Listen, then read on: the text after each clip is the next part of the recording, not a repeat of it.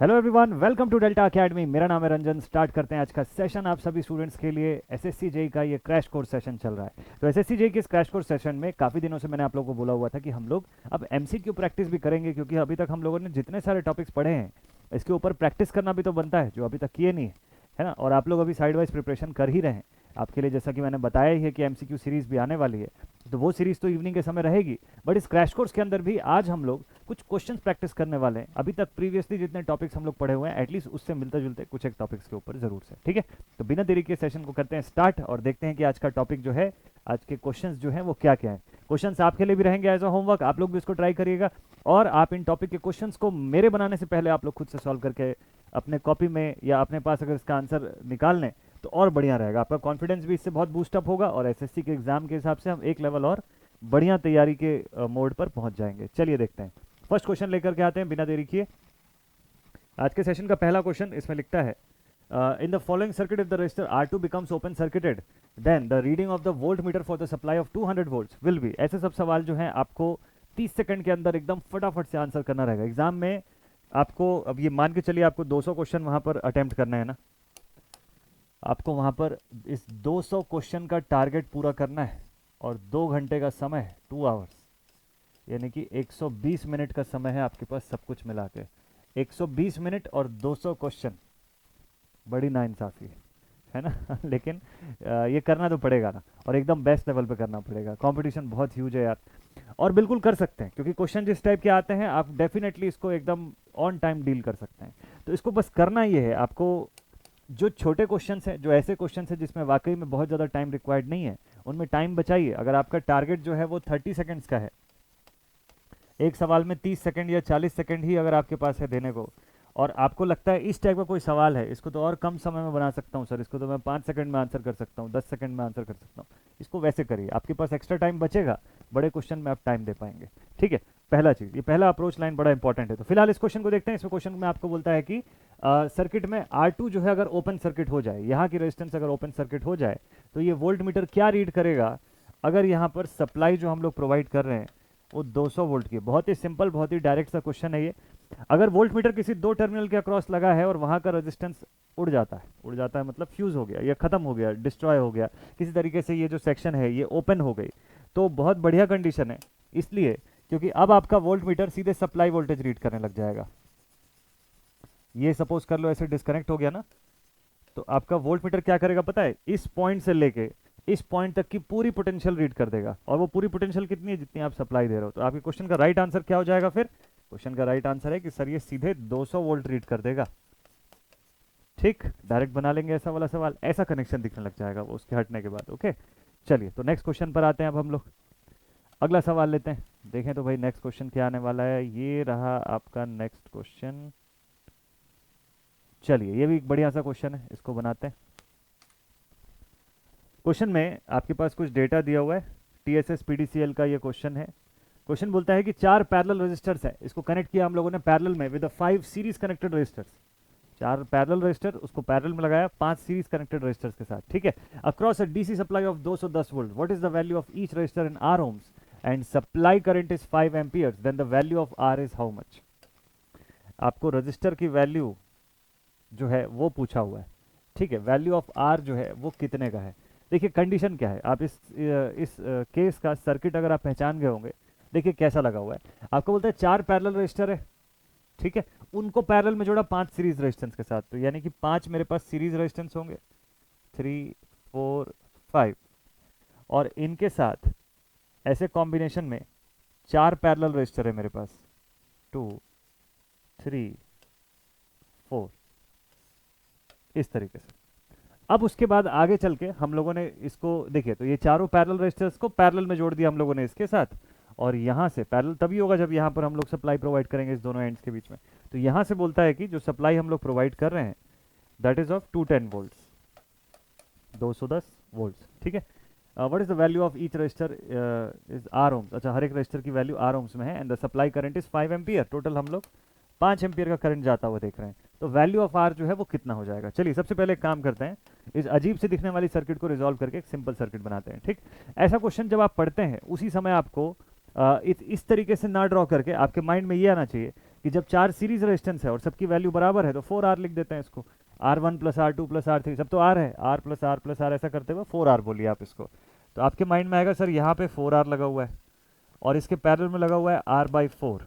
ठीक है, सप्लाई जो है वो 210 की है, करंट जो है वो 5 एम्पियर का है, करंट जो है वो 5 एम्पियर का है। ठीक है, क्या इक्विवेलेंट रेजिस्टेंस बता सकते हैं पहले से? R equivalent is equals to V/I तो कर ही सकते हैं ना, दैट इज 210/5, 5 4 जा 20, 5 2 जा 10। R इक्विवेलेंट की वैल्यू 42 ओम्स आनी चाहिए। ठीक है, R इक्विवेलेंट की वैल्यू 42 ओम्स आनी चाहिए। आपके पास ये पूरा डेटा है, दोनों का पैरेलल है, सॉल्व कर दीजिए।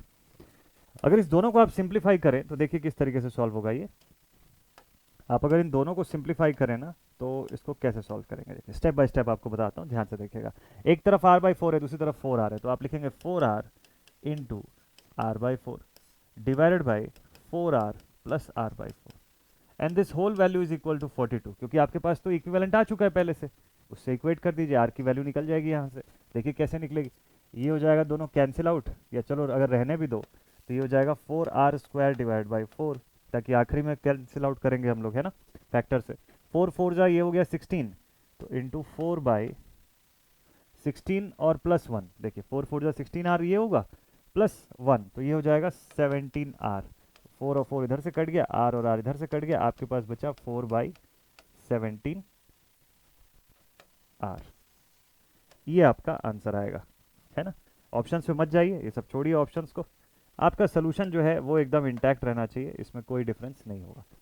तो रेजिस्टेंस की value, then the value of R is how much. अच्छा, अभी 4/17 आंसर नहीं आया, अभी एक तरफ का डेटा आया है, तो अभी रुकिए, अभी आंसर को डायरेक्टली गलत नहीं बताते हैं, थोड़ा सा देख लेते हैं। और इक्वल टू 42 भी है साथ में, तो आपके पास डेटा में कितना बचा, 4/17, 4R/17 इज इक्वल्स टू 42, तो R is equals to 42 into 17/4। ठीक है, इसको चाहे तो और कैंसिल आउट कर सकते हैं, 2 2 जा 4, 2 2 जा 4, 2 1 जा 2, 21 इंटू 17/2।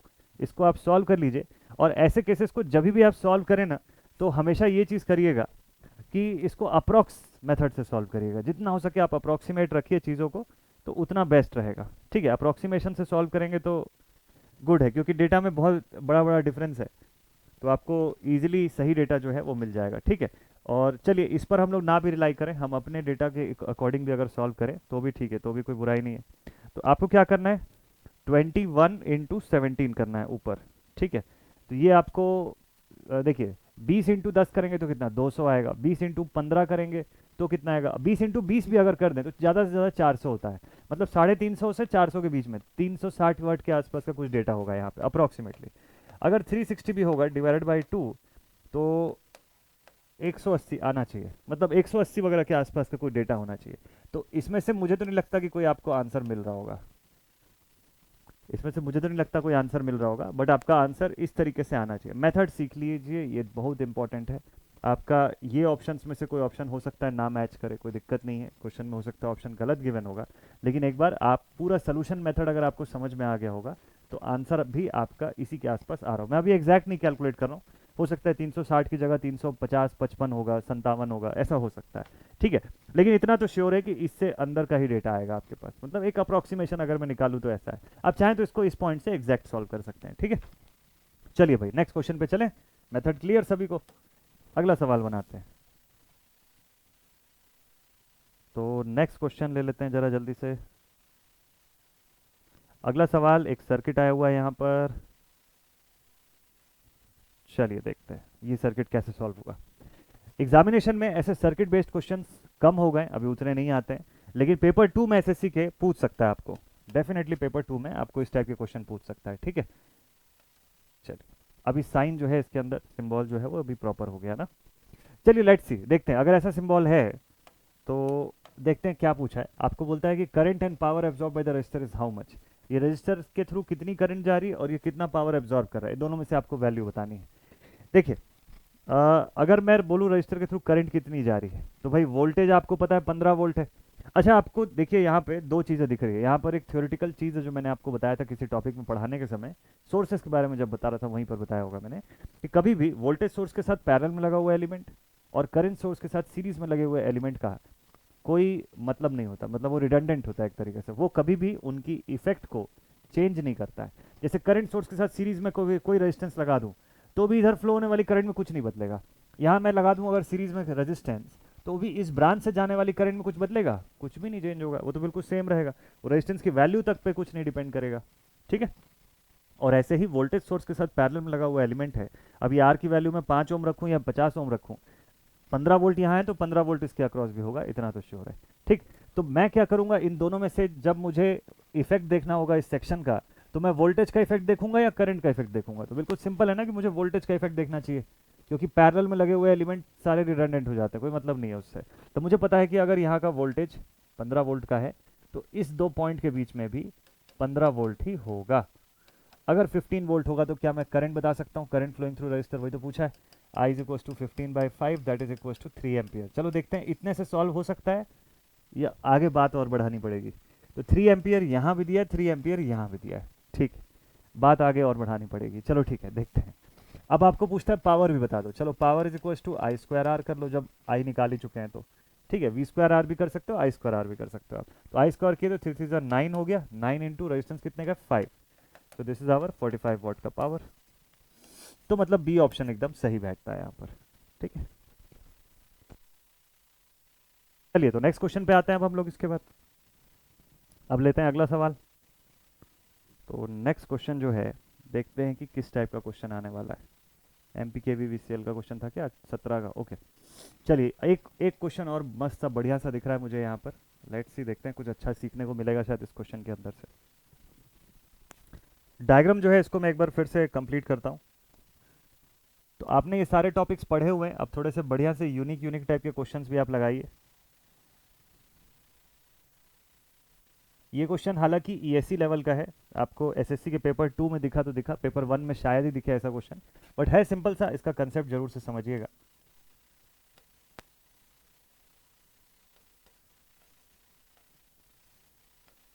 चलिए ये रही आपके पास सर्किट। क्वेश्चन को देखते हैं क्या है। क्वेश्चन बोलता है for the network shown in the figure in the if the current delivered by the voltage source V is I is equal to 0.2 V minus 2 ampere. ये करंट जो डिलीवर हो रहा है इस वोल्टेज सोर्स से वो इतनी वैल्यू का है, ऐसा बोलता है। फिर बोलता है the Thevenin's voltage and resistance between the terminals A and B are how much. कि थेवेनिन्स वोल्टेज इन दोनों टर्मिनल के बीच और थेवेनिन्स रेजिस्टेंस यानी RTH इन दोनों सेक्शंस के बीच कितनी वैल्यू का है। चलिए ठीक है, इसको देखते हैं। ठीक है, लेट्स से कि हमारे पास यहां पर VTH का सेक्शन है। थेवेनिन्स का इक्विवेलेंट सर्किट कैसा बनता है? ऐसे ही बनता है। ये RL का सेक्शन है। ठीक है, ऐसे ही बनता है ना थेवेनिन्स इक्विवेलेंट। तो यही हमको पूछ रहा है कि बताओ यहाँ पे VTH और RTH की वैल्यू कितनी है। बस एक चीज है, इस बार RL नहीं दिया आपको, यहाँ का वोल्टेज और यहाँ का करंट दिया है। समझ गए फर्क क्या हुआ है? आपको डायरेक्टली रेजिस्टेंस नहीं दिया, उसने क्या किया, उसने आपको यहाँ का दो चीज प्रोवाइड कर दिया। क्या क्या? एक बार आपको बोला वोल्टेज इतना है, वो वाला वोल्टेज V, और दूसरे केस में आपको करंट दे दिया है। ठीक है, तो वोल्टेज सोर्स V डिलीवर हो रहा है, I की वैल्यू जो है वो इतनी है यहाँ से। तो यहाँ से जब जो करंट फ्लो होगी वो इतनी रहेगी, ये वैल्यू आपको मान करके चलना है। ठीक है, अगर सपोज कर लीजिए कि मैं इस पूरे पोर्शन को किरचॉफ वोल्टेज लॉ से सॉल्व कर दूं KVL से, तो मुझे दिखेगा minus of V plus VTH minus of I into RL is equal to 0, RTH sorry, I into RTH। ऐसा लिखना पड़ेगा ना मुझे, इस हिसाब से लिखना पड़ेगा। ठीक है, तो माइनस ऑफ V इसके डायरेक्शन के हिसाब से ये वाला V प्लस VTH उसकी डायरेक्शन को अगर आप देखेंगे वहां से तो। ठीक है, और इधर हो जाएगा minus of I into RTH। तो इसको मैं उधर भेज दूंगा तो ये माइनस ऑफ VTH हो जाएगा। चलो इसको ना बोर्ड पर लेकर के चलते हैं, वहीं पर सॉल्व करेंगे इसको आराम से। चलिए इस क्वेश्चन को मैं लेकर के चलता हूँ, प्रॉपर स्पेस में अच्छे से देखिएगा इसका सोल्यूशन। अभी डिटेल में समझ लेंगे तो एग्जाम में शॉर्ट पे करते बनेगा आपको इसके सोल्यूशन को। देखिए मैं कैसे सॉल्व कर रहा हूँ, स्टेप बाय स्टेप समझिएगा। सबसे पहला चीज हमको थेवेनिन्स के फॉर्म में सॉल्व करना है ना, तो मैंने आपको ये बोला कि इसको समझिए कि एक थेवेनिन्स इक्विवेलेंट अगर हम इसको देखें तो इस हिसाब से हमको दिखेगा कि यहाँ पर एक वोल्टेज सोर्स है V, यहाँ पर रेजिस्टेंस है RTH, यहाँ पर इस बार एक और वोल्टेज सोर्स दे दिया बस हमको, लोड बताने की जगह वोल्टेज बता दिया वहाँ का और करंट बताया, ठीक है। ये मेरे लिए आर टी एच, यहाँ पर ऐसा प्लस माइनस, ये वी है, वी टी एच है। इसमें कुछ नहीं दिया तो यहाँ पर मैं एक वोल्टेज मान लेता हूँ, वी वोल्टेज, ठीक है। और मैं बोल रहा हूँ कि इसके अंदर क्लॉकवाइज डायरेक्शन में करंट आई जो है वो फ्लो हो रही है। तो मैंने आपको बोला कि केवीएल लगा के पहले बताइए। So by KVL I can say कि इसकी इक्वेशन बनेगी plus of V T H minus of I into R T H minus of V is equal to zero, ठीक है। तो इतना एक्सप्रेशन हमारे पास है अवेलेबल। अब यहाँ से वी टी एच को उस तरफ भेज देते हैं, तो हो जाएगा minus of I into R T H minus V is equal to minus V T H. माइनस साइन को दोनों तरफ इधर से भी कॉमन निकाल लो, उधर से भी कैंसिल आउट कर दो, तो आपके पास बचेगा v plus I into R T H is equal to V T H. ऐसा लिख सकते हैं क्या हम लोग इसको, ठीक है। ऐसा लिख सकते हैं कि हम लोग v प्लस की जगह बस v माइनस कर लीजिएगा, v माइनस, हाँ अभी ठीक है, ठीक है भाई। चलो इसको इस तरीके से भी लिख सकते हैं हम लोग, क्योंकि प्लस वी था उधर जाके माइनस वी बन गया ये, तो V T H is equal to V minus I into R T H, ऐसा लिख सकते हैं। डायरेक्शन अगर साइन को उल्टा भी ले लें हम लोग तो इस अकॉर्डिंग तो आप लिख सकते हो उसको। इससे फायदा क्या होगा, देखिए आपके पास क्वेश्चन में एक वैल्यू गिवन है। क्या वैल्यू गिवन है आपको, क्वेश्चन में बोलता है कि आई की वैल्यू जो है वो क्या अज्यूम करनी है आपको, आई की वैल्यू जो है दैट इज 0.2v माइनस 2, कितना रखना है आपको, 0.2 times of v minus 2 amperes, इतना रखना है आपको। जहां जहां पे आई आ रहा है वहां पे वो वाली वैल्यू पुट कर दीजिए, v के फॉर्म में तो डेटा है ही आपके पास, ठीक है। चलिए इसको पुट कर दीजिएगा, तो आपके पास डेटा यहां पे आ जाएगा v minus 0.2v minus 2 into R T H is equal to V T H. ये वाला डेटा अगर है इसको आप सिंप्लीफाई कर लेंगे तो आपके पास आगे का और वैल्यू जो है वो आना शुरू हो जाएगा, ठीक है। अच्छा इसी से अगर इस डेटा को पुट करके सॉल्व करें, उससे पहले अगर मैं आपको बोलूं कि इलेबरेट कर लीजिए करंट की डेटा को, तो ज़्यादा इजी नहीं पड़ेगा क्या।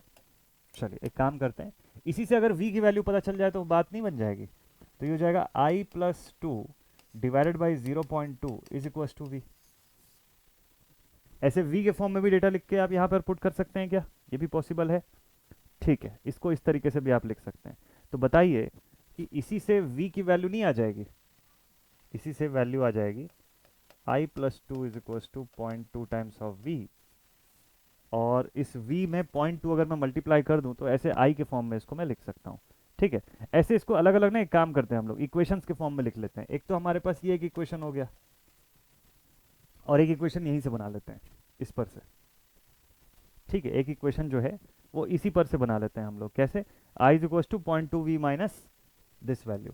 अब दोनों इक्वेशंस को लेकर के हम लोग सॉल्व करना शुरू करते हैं, एक इस इक्वेशन को एक इस इक्वेशन को, अपना आंसर जो है इसके रिस्पेक्ट में आ जाएगा। कितना आंसर आ जाएगा सोचिए, तो इससे वैल्यू क्या क्या आ जाएगी आपके पास, v की वैल्यू आ जाएगी, vth की वैल्यू ये आ जाएगी कितनी, 5 वोल्ट्स आएगी क्या, नहीं, इससे वैल्यू आ जाएगी सॉल्व करने के बाद 10 वोल्ट्स आएगी। और फिर यहाँ से आप RTH फाइंड कर लीजिए, तो फिर इसी इक्वेशन में पुट करके इसी VTH की वैल्यू यहाँ पर आप 10 वोल्ट पुट करिए तो आपका RTH भी आ जाएगा। पहले देखते हैं कि VTH से बात बनेगी क्या, 10 वोल्ट तो सब जगह है, चलिए ठीक है। तो मतलब आपको इसको पुट करके RTH भी निकालना पड़ेगा, किसी में भी पुट कर दीजिए, इसी इक्वेशन में पुट कर देते हैं। तो VTH की वैल्यू ये है, RTH की वैल्यू आपके पास आ जाएगी यहाँ से 5 ओम्स। RTH की वैल्यू चलो देखो तो 5 ओम कहीं पे दिया हुआ है क्या, 10 volt and 5 ohm, option B आपको यहाँ पर दिखेगा। RTH की वैल्यू 10 वोल्ट्स एंड 5 ओम्स बता सकते हैं आप यहाँ से, this should be your answer. Equation के फॉर्म में सॉल्व करना एक तरीका है, एक और तरीका बताता हूँ आपको, ठीक है। ये मेथड हो सकता है कॉम्प्लिकेटेड लगे आपको, एक और इजी तरीका है। क्या इजी तरीका है, देखिए आपके पास करंट की वैल्यू है ना, आई इक्वल टू इतना v माइनस इतना एम्पियर, इस हिसाब से वो इस वोल्टेज सोर्स से निकलने वाली करंट है। इन दोनों के हेल्प से आप रेजिस्टेंस बता सकते हैं। देखो RL की वैल्यू आप बता सकते हो, जो भी ये वोल्टेज सोर्स था v डिवाइडेड बाई आई। अब i आपको कितना देता है, तो आप लिखोगे RL is equal to v by 0.2v minus 2, ये है, ठीक है। This is the value of RL ना। तो अब आप एक काम करिए, VTH की पूरी इक्वेशन लिख दीजिए, मतलब VTH वाला पूरा केस जो था, जो मैंने आपको बताया था, उसी को दोबारा लिख दीजिए ऐसे। इसको RL का RL रहने दीजिए, आपको पता है अब RL की वैल्यू को आप लिखेंगे v अपॉन 0.2v माइनस 2, ऐसा लिखेंगे, ठीक है। यहाँ पर आपके पास क्या है, RTH है, यहाँ पर क्या है, VTH। आपको I जो है उस फॉर्म में लिखना है इक्वेशन को, तो आप क्या लिखिएगा, देखिए आप पूरा केवीएल फिर से लगाइए, आप लिखेंगे कि यहाँ पर हो जाएगा सर वी टी एच, फिर हो जाएगा minus I times of R T H और minus I times of R L. ठीक है, या तो आप थेवेनिन्स के फॉर्म में बनाए तो इसको थोड़ा सा और छोटा कर सकते हैं। कैसे छोटा कर सकते हैं? इसको छोटा करने का एक तरीका और है कि आप यहाँ पे सीधे सीधे लिखिए कि I L is equal to V T H upon R T H plus R L, और आर एल की जगह पे इसकी वैल्यू पुट कर दीजिए, आर टी एच की जगह पे आप आई और आर वाले फॉर्म में उस डेटा को पुट कर दीजिएगा, मतलब वी के फॉर्म में डेटा पुट कर दीजिए। तो दोनों ही केसेस के हिसाब से आप इसको इससे भी सॉल्व कर सकते हैं। दोनों मेथड्स है आपके पास, दोनों में से आप किसी से भी सॉल्व करिए, आपके पास आंसर जो है इस वैल्यू का आ जाएगा। थोड़ा सा टाइम टेकिंग क्वेश्चन हो सकता है ये, इसको 3 मार्क्स के क्वेश्चन के लिए कंसिडर आप कर सकते हैं फॉर 3 मार्क्स, उस हिसाब से अच्छा एक बार बना करके जरूर से देखिएगा। ठीक है, चलिए नेक्स्ट क्वेश्चन पर लेकर के चलते हैं आप लोग को। अगला सवाल आरपीएससी ए का क्वेश्चन था। ओके चलिए ठीक है, वो क्वेश्चन आरपीएससी के अलावा गेट या ईएससी में से किसी एक का भी क्वेश्चन था। ठीक है, किसी एक पेपर में भी आया हुआ सवाल है वो।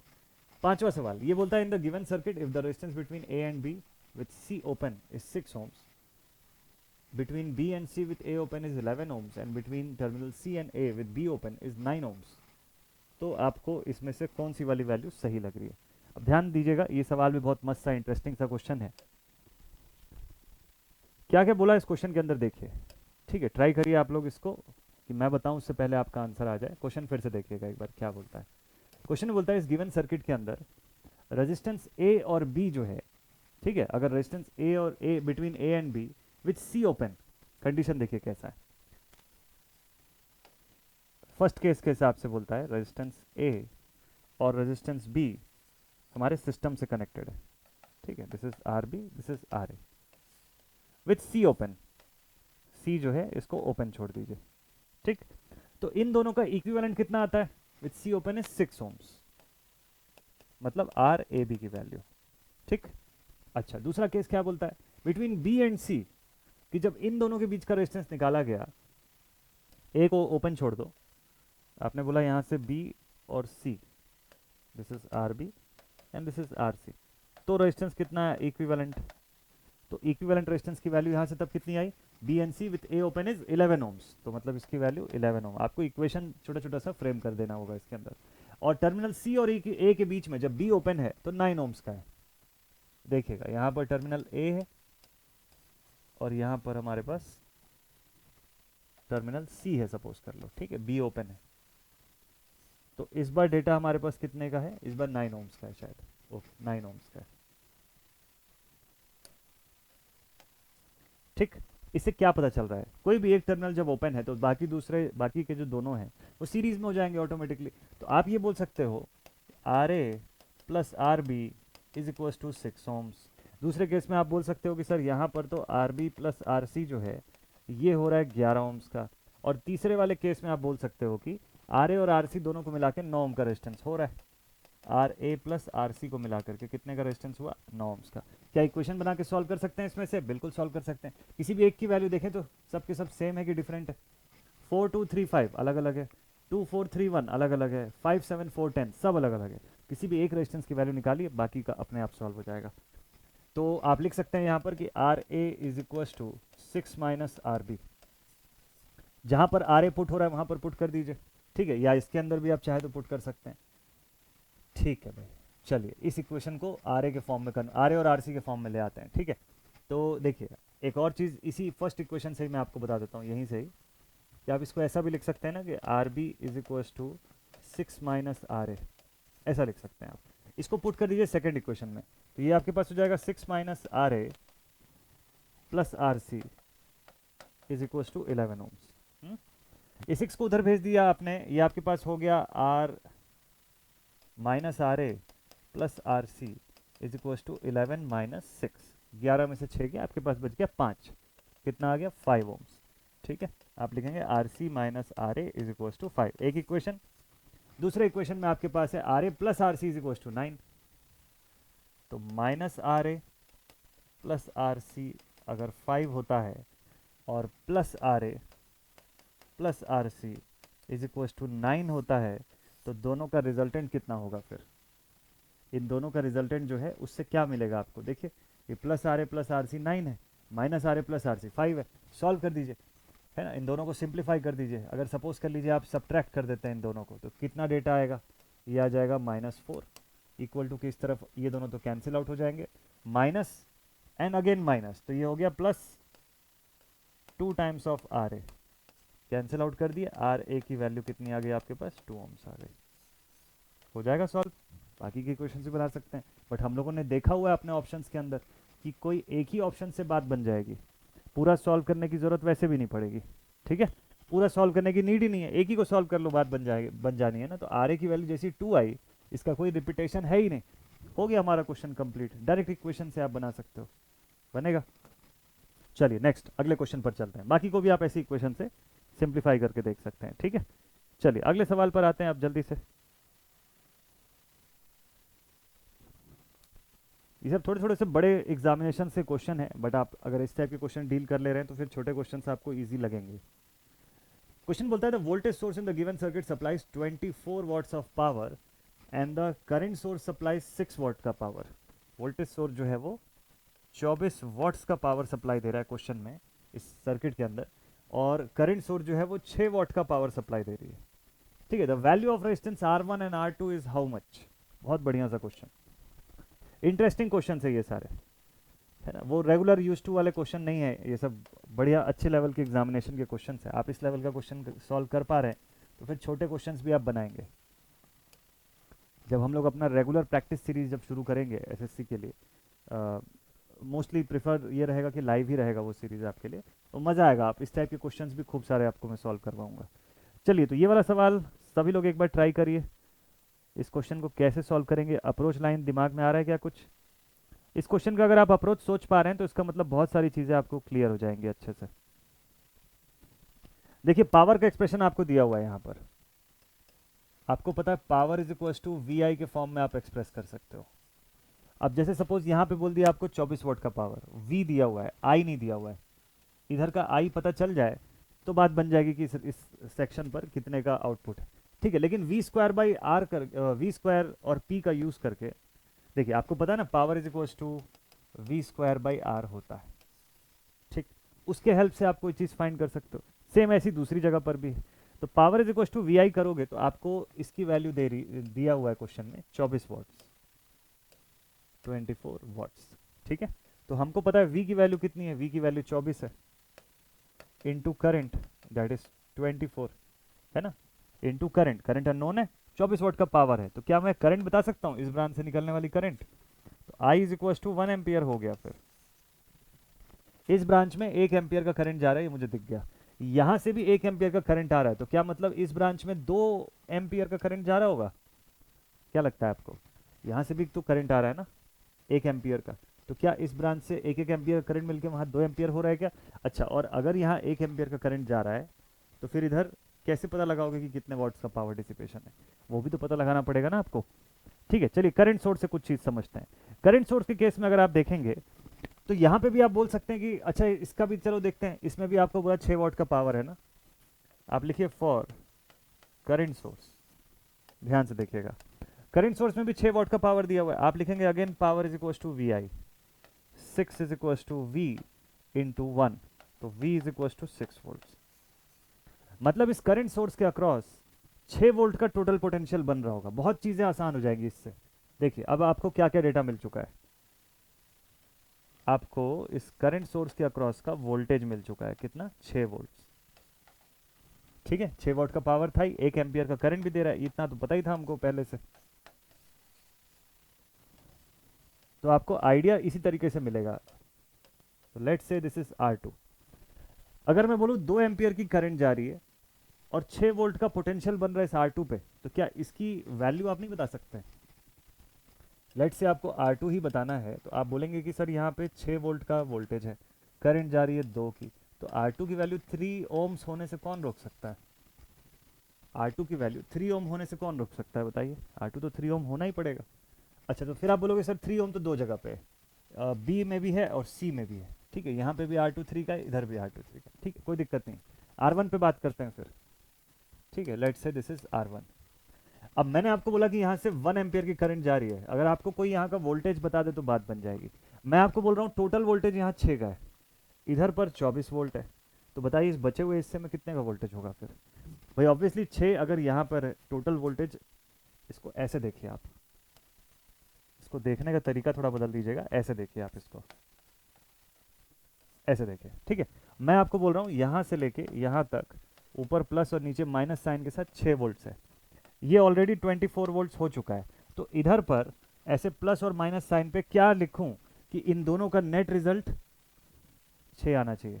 तो इस तरफ पे मुझे कितना वोल्टेज चाहिए होगा, यहाँ पर देखिए मुझे कितना वोल्टेज चाहिए होगा, यहाँ पर 18 और 6 24, यहाँ पर 18 वोल्ट चाहिए, जो 24 माइनस 18 करूंगा तो 6 आ जाना चाहिए यहाँ से मुझे, ठीक है। 24 में से 18 ही तो माइनस होगा ना, डायरेक्शन उल्टा भी है, आप देख लो। यहाँ से अगर करंट जा रही है तो जहाँ एंटर कर रही है प्लस, जहाँ लीव कर रही है माइनस, तो ऑटोमेटिकली मुझे समझ में आ गया कि 24 में से क्या माइनस करूँ कि 6 आ जाए, 24 में से 18 माइनस करेंगे। चलो, तो 18 यहाँ का वोल्टेज आ गया, ठीक है, R1 के अक्रॉस का। अब आप लिखेंगे कि R1 की वैल्यू हो जाएगी 18 डिवाइड बाई करंट, करंट कितनी है 1 है, तो R1 की वैल्यू कितनी 18 ओम्स। क्या बन सकता है ऐसा सवाल, देखिए आइडिया लगाना है आपको क्वेश्चन में कि कोई भी एक पॉइंट जहां से पकड़ में आए वहां से आपका सवाल बन जाएगा, ठीक है। जिस भी एक पॉइंट से आपको चीज़ें पकड़ में आए वहां से आप बना लेंगे। क्या इसको केसीएल से बना सकते हैं, डेफिनेटली ट्राई कर सकते हैं आप इसको केसीएल से भी। जिस पॉइंट पर मैंने आपको यहाँ का करंट बता दिया, इधर का वोल्टेज पता चल गया, आपने यहाँ पे बोला सर 6 वोल्ट का पोटेंशियल है, आप दोनों सेक्शन का करंट वगैरह देख करके उससे ही बता सकते हैं, बट जरूरत नहीं पड़ेगी आपको उतना करने का, आप डायरेक्टली बेसिक एनालिसिस से ही आप बना लेंगे। तो बी ऑप्शन इस सवाल का सही आंसर होना चाहिए, ठीक है। इस क्वेश्चन का राइट आंसर होगा option B, 18 ohms and R2 3 ohms. चलिए बढ़िया, बन गया था आप सभी से, तो अगर ये सवाल बन गया था तो बहुत ही बेस्ट थिंग है, बहुत बढ़िया है। चलिए नेक्स्ट क्वेश्चन पर चलते हैं हम लोग जरा। अगला सवाल जो है, नेक्स्ट क्वेश्चन आप लोग के लिए ये रहा, लिखा हुआ है consider the following circuit and find the current through 4 ohm resistor. 4 ohm के रजिस्टर से आपको बताना है इस सर्किट में से कितनी करंट जारी होगी। बेसिक सा क्वेश्चन है, करंट कैलकुलेशन का क्वेश्चन, आप सबको पता है कि बड़ा ही आसान रहता है। एक काम करते हैं, सोर्स ट्रांसफॉर्मेशन से कुछ शुरुआत करते हैं, ठीक है। 5 एंड 2 को अगर मैं सिंप्लीफाई कर दूं तो ये 10 वोल्ट का सोर्स बन जाएगा, जिसमें से 2 ओम का रेजिस्टेंस और यहाँ पर 6 वोल्ट का सोर्स तो है ही। आप और भी मेथड से सॉल्व कर सकते हैं, बहुत सारा मेथड है। यहाँ पर मेरे पास 4 ओम का रेजिस्टेंस भी है, इसी के थ्रू करंट बतानी है मुझको। अब देखिए यहाँ से 10 और 6 को मैं सिंप्लीफाई कर दूंगा तो मेरे पास कितना बचेगा, +10 - 6 that is equal to 4, 4 volt. अब 4 वोल्ट और 2 ओम का अगर मैं यूज करूं तो मेरे पास 2 एम्पियर का करंट बचेगा, तो 2 एम्पियर इधर से 2 एम्पियर इधर से, दोनों को मिला दो 4 एम्पियर हो जाएगा। और पैरेलल में क्या क्या आ जाएगा मेरे पास, एक तरफ आ जाएगा 2, दूसरी तरफ आ जाएगा 4। बेसिकली जो चीज़ मैं आपको बोल रहा हूँ वो आपको माइंड में एनालाइज करना है, ये सारा सर्किट फ्रेम होते हुए आपको दिमाग में सोचना है। तो अब जो करंट का डिस्ट्रीब्यूशन होगा, जितना यहाँ जाएगा उसका डबल, मतलब जितना यहाँ जाएगा उसका डबल इस ब्रांच में जाएगा, ठीक है। 4 को उसी हिसाब से आप डिवाइड कर लीजिए, 4 का डिस्ट्रीब्यूशन आप उसी हिसाब से डिवाइड कर लीजिए, आपका आंसर आ जाएगा। आपको बोला current through the 4 ohm resistor, तो आप लिखेंगे I is equals to total current 4 into 2 upon 4 + 2 that is 8/6, 2 3 ज़ा 2 4 4/3 that is 1.33 ampere. This is your answer, बन जाएगा इस टाइप का क्वेश्चन। अब जितना चीज़ मैंने आपको ये लिख के दिखाया, आपको बेसिकली ये सारा चीज़ माइंड में सॉल्व करना था। कैसे आप केसीएल लगाना चाहें लगा सकते हैं, यहाँ से इस पॉइंट पर आप केसीएल लगा के पोटेंशियल भी यहाँ बता सकते हैं, उधर 0 पोटेंशियल एक जगह पे 6 रख करके आप कर सकते हैं, कोशिश ट्राई कर सकते हैं। अपने अकॉर्डिंग आप हर मेथड यूज़ कर सकते हैं, बट बेटर ये होगा ना, अगर ट्रांसफॉर्मेशन की चांसेस है तो उसमें इमेजिनेशन थोड़ा कम लगेगा, मतलब थोड़ा सा विजुअलाइजेशन करना पड़ेगा, कैलकुलेशन बहुत छोटा हो जाएगा आपका। तो 5 × 2 आप बोले 10 वोल्ट, 10 वोल्ट का पोलैरिटी आपको समझ आ गया, इधर प्लस माइनस है, तो इधर 6 के साथ क्या होगा, सब्ट्रैक्शन करेगा वो, 10 - 6 4 बचेगा, 2 सीरीज में है तो 4 वोल्ट और 2 ओम सीरीज दिख रहा है आपको, तो 4 और 2 मिला के आप यहाँ पे फिर से बोलेंगे कि अच्छा 2 एम्पियर का करंट सोर्स है, 2 एम्पियर यहाँ 2 एम्पियर यहाँ, बीच में 2 पैरेलल 4 पैरेलल, बन गया। इतना चीज़ माइंड में आपके हो जाएगा कैलकुलेट, ठीक है, ए ऑप्शन आ जाएगा आंसर। चलिए let's take the next question, एक आध क्वेश्चन और बनाते हैं।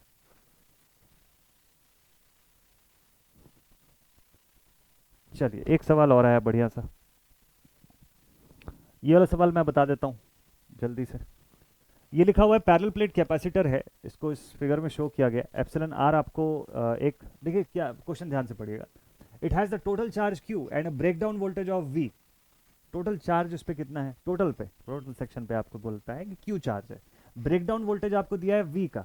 ठीक है, फिर आगे बोलता है कि अगर एक स्लैब डाइलेक्ट्रिक कांस्टेंट जिसका 6 है उसको इंसर्ट किया जाए, डाइलेक्ट्रिक कांस्टेंट जिस स्लैब का 6 है उसको अगर हम लोगों ने इंसर्ट किया, तो बताइए maximum breakdown voltage and charge at this voltage respectively कितना होगा। आपको दो चीजें बतानी है, सबसे पहली बतानी है आपको मैक्सिमम ब्रेकडाउन वोल्टेज, ठीक है, और दूसरा आपको बताना है कि चार्ज जो है इस पोटेंशियल पे वो कितना होगा। ये दो चीज आपको इसके अंदर से सॉल्व करना है, ठीक है। देखिए कैपेसिटेंस की जब बात होगी, आपको देखिए दोनों सेक्शन जो है वो हाफ हाफ के फॉर्म में दिया हुआ है। एक सेक्शन एयर का है तो आपको समझ आ गया कि एप्सिलॉन आर की वैल्यू कितनी होगी। रिलेटिव परमिटिविटी फॉर एयर या वैक्यूम उसकी कंडीशन, और रिलेटिव परमिटिविटी इस मीडियम के लिए आपको 6 गिवन है, ठीक है, जो डाइलेक्ट्रिक हम लोग इंसर्ट कर रहे हैं उसके हिसाब से आपको दिया है। इन्हीं दोनों के बीच में कंपैरेटिव फॉर्म आपको यूज करना है, ठीक।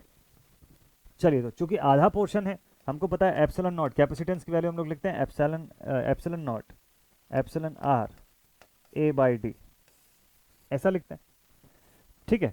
तो इस हिसाब से कैपेसिटेंस बताते हैं। फिलहाल इस कंडीशन पे आपको नेट कैपेसिटेंस कैसा दिखेगा, नेट कैपेसिटेंस जो है सी इक्विवेलेंट आपको C1 और C2 के फॉर्म में दिखना चाहिए। अगर ऐसा दिख रहा है तो आप इसको ऐसा लिखेंगे, epsilon naught epsilon R A by D by 2, यानी इस चीज को इंटू 1/2 कर लीजिए, ठीक है। और ये कितना दिया हुआ है आपको, ये 6 दिया हुआ है, दिस वैल्यू इज 6। तो ये तो सीधा ही कैंसिल होकर 3 बन गया, तो 3 times of epsilon naught A by D plus दूसरा पोर्शन देखिएगा, ये भी 1/2 के फॉर्म में। 1/2 आप समझ गए ना कि मैं क्यों लिख रहा हूं दोनों जगह पर, प्लस फिर से एक बार लिखूंगा अगेन। अब इसका तो कुछ भी नहीं है, इसका सीधे एप्सिलॉन नॉट खाली बचेगा into A by D again 1/2। इस हिसाब से हमको इसका डेटा जो है वो एक्सप्रेस कर देना चाहिए, ठीक है। तो ये हो जाएगा, अगर सपोज कर लो इसको इस हिसाब से भी लिखें तो 3 2 जा 6 हो जाएगा इस तरफ, होल अपॉन में 2 टाइम्स ऑफ डी आ गया, इधर पे हो गया 3 2 जा 6 times of epsilon naught A plus 2 का 2 है तो यहाँ पर सीधा एप्सिलॉन नॉट ए हो जाएगा, तो हो जाएगा 7 times of epsilon naught A by 2 times of D. ऐसा डेटा आना चाहिए हमारे पास, ठीक है, 7 epsilon naught A upon 2 times of D. ये जो है ये आपका पोर्शन आ रहा है इसके अंदर, ठीक है। तो अब देखिए इससे फाइंड क्या हो रहा है, इससे हम लोग क्या फाइंड कर रहे हैं। सबसे पहला चीज देखिए, ब्रेकडाउन वोल्टेज अगर मैं आपको बताऊं इस सेक्शन का, तो ब्रेकडाउन वोल्टेज उतना ही होगा जो ओवरऑल वोल्टेज है, दैट इज वी। आपको दिया ना breakdown voltage of V and a breakdown voltage of V, अच्छा ठीक है, total charge Q and breakdown voltage V, ठीक है, यही तो पूछा है। तो आपको बोलता है मैक्सिमम ब्रेकडाउन वोल्टेज कितना है, इतना ही होगा जितना ब्रेकडाउन वोल्टेज है, इसके आगे क्या मैक्सिमम, तो वी तो राइट आंसर है ही, ऐसे तो आंसर इसी से आ गया, वी लिखने के बाद ही आ गया, मैंने ध्यान नहीं दिया था। आप लोग अगर क्वेश्चन ध्यान से पढ़े होंगे तो आपको तो आंसर यही मिल गया होगा कि ब्रेकडाउन वोल्टेज से आप बता दोगे, बट ठीक है चलो हम लोग चार्ज कैलकुलेशन पर भी आ गए तो कोई दिक्कत की बात नहीं है। तो देखिए, तो हमारे पास 7/2 epsilon naught A by D का एक्सप्रेशन आया, इसको मैं क्यों निकाला मैं आपको बताता हूँ। Epsilon naught A by D का एक्सप्रेशन कैपेसिटेंस बताता है, this is capacitance C equivalent of this circuit. अब मेरे पास 7/2 भी है तो मेरा नेट कैपेसिटेंस आ गया 7/2 टाइम्स ऑफ सी इक्विवेलेंट, ये एक्सप्रेशन। अब मुझे चार्ज पूछा तो मैं चार्ज का एक्सप्रेशन लिख लेता हूँ, Q is equal to C V. V तो वही हमारा वोल्टेज जो क्वेश्चन के अंदर दिया हुआ है, चार्ज पूछ रहा है आपको एप्सिलॉन नॉट, इसकी वैल्यू पुट कर दीजिए, तो Q is equal to 7/2 times of C equivalent into V, ये एक्सप्रेशन। तो 7/2 टाइम्स कर दीजिए चार्ज के एक्सप्रेशन में, तो 7/2 टाइम्स ऑफ 7/2 मतलब कितना हो गया 3.5, 3.5 टाइम्स ऑफ Q, क्योंकि C इंटू वी क्या होता है, C इंटू वी तो Q ही होता है ना, तो आप इसको बोल सकते हैं कि ये 3.5 गुना हो गया उस Q का, तो दैट इज अवर आंसर। तो इस हिसाब से कैलकुलेट करेंगे, बहुत इजीली आपको कैलकुलेट हो जाएगा। आपको ऐसा वाला क्वेश्चन पूछता है एग्जाम में जिसमें कि स्लैब, कभी कभी बोलता है कोई स्लैब इंसर्ट हुआ, कभी बोलता है कोई पेपर या कोई इंसुलेटिंग सेक्शन को हम लोगों ने उस कैपेसिटर के प्लेट्स के बीच में इंसर्ट किया, जिसकी कि आपको डाइलेक्ट्रिक कांस्टेंट के फॉर्म में बता देगा कि ये इतनी है, कैसे उसको यूज करोगे आप। आपको कई बार ऐसा क्वेश्चन जो है वो न्यूमेरिकल के फॉर्म में नहीं पूछता, लेकिन थ्योरेटिकली पूछ लेगा कि अगर हम लोग कोई इंसुलेटिंग स्लैब को, एक लकड़ी के एक वुड के पीस को अंदर इंसर्ट किए, तो बताइए नेट कैपेसिटेंस बढ़ेगी या कम हो जाएगी। इस हिसाब से क्वेश्चन आपको पूछता है इसके अंदर, ठीक है। तो ऐसे वाले क्वेश्चंस की वैरायटी भी बहुत इंपॉर्टेंट है। चलिए ठीक है, अब एक क्वेश्चन जो है और लेते हैं, उसके बाद एक होमवर्क क्वेश्चन आपको देते हैं, ठीक है, लास्ट पे। नाइन्थ क्वेश्चन ये बोलता है the resistance between terminals A and B of the circuit shown below is, A और बी के बीच का रेजिस्टेंस जो है वो कितना होगा। तो सिंपल सी बात है, आप इस क्वेश्चन में अगर इस रेजिस्टेंसेस को, जैसे ये रेजिस्टेंस है, इसको अप कर दीजिए, तो आप देखेंगे कि इसका एक टर्मिनल दूसरे के एंड टर्मिनल से जुड़ा हुआ है, इसका एक टर्मिनल इस पहले के फर्स्ट टर्मिनल से जुड़ा हुआ है, तो मतलब इनका कॉमन टर्मिनल जो है वो शेयर हो रहा है, इसके दोनों एंड से ये दोनों रेजिस्टेंस के सेक्शंस जुड़े हुए हैं, मतलब ये सब एक दूसरे से पैरेलल पर है। तो इसका सीधा सीधा आंसर हो जाएगा R/3। इक्विवेलेंट रेजिस्टेंस, तीन रेजिस्टेंस इक्वल वैल्यू के पैरेलल में है, तो R/3, R/n का कंसेप्ट लगा दीजिए यहाँ पर, 3R/5, 5R/2, बहुत बढ़िया बढ़िया से ऑप्शंस दिए हुए हैं, ठीक है। क्या लगता है आपको इसका राइट आंसर जो है वो क्या हो जाना चाहिए? R/3, 3R/5, 4, क्या इसका करेक्ट आंसर होना चाहिए? क्या ये सब के सब पैरेलल में नहीं है एक दूसरे से? चलो देखते हैं, ठीक है। एट वंस देख करके तो समझ में आ रहा है कि R/3 होना चाहिए, अब चलो थोड़ा डिटेल में भी देख लेते हैं। तो जब आप इसको कनेक्ट करेंगे, ये देखिए, जब आप इस सेक्शन को ऊपर उठाएंगे, ये मिडिल वाला रेजिस्टेंस मैंने ड्रॉ कर दिया, इसके ऊपर से ये दूसरा रेजिस्टेंस आएगा ऐसे, ये आ गया आपका ए पॉइंट, ठीक है। इसको आप इसके ऊपर ऐसे घुमा फिरा करके लेके आएंगे तो यहाँ से ए पॉइंट बन जाएगा। ऐसे ही नीचे वाले रेजिस्टेंस को घुमाइए जरा, तो नीचे वाले रेजिस्टेंस को भी आप ऐसे घुमाएंगे, यहाँ पर आ जाएगा बी पॉइंट, ठीक है। इस नीचे वाले रेजिस्टेंस को आप इधर से घुमाएंगे तो ये बी पॉइंट का सेक्शन आ जाएगा। तो अब बताइए जरा कि ये तीनों पैरेलल में है कि कुछ पैरेलल सीरीज का कॉम्बिनेशन, ठीक है। तो मेरे सॉल्व करने पर मेरा आंसर जो है वो आ रहा है R/3। आप सॉल्व करिएगा, देखिएगा इसमें से कोई आंसर आ रहा होगा या नहीं आ रहा होगा, ठीक है। Resistance between terminals A and B, अच्छा क्वेश्चन है, this is important question, but option जो है वो संदिग्ध ऑप्शन है, उसको जरूर से एक बार आप चेक कर लीजिएगा, आप लोग भी सॉल्व करके, कि आपका आंसर जो है कुछ और तो नहीं आ रहा है, ठीक है। कमेंट सेक्शन में आप इसका राइट आंसर बता सकते हैं, क्या ये राइट आंसर है या इसमें से एक राइट आंसर है, ठीक। चलिए नेक्स्ट क्वेश्चन पर लेकर के चलते हैं आपको।